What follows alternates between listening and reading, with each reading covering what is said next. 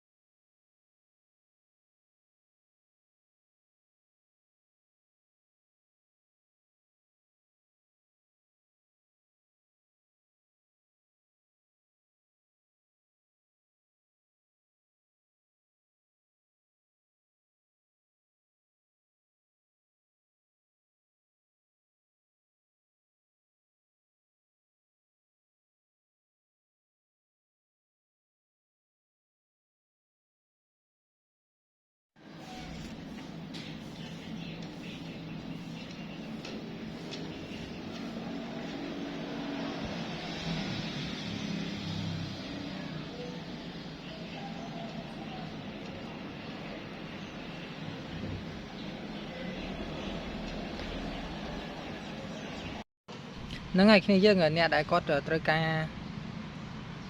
ឧបករណ៍តាមដានតាមដានម៉ូតូដូចយើងជាអ្នកដឹកជញ្ជូនឬក៏យើង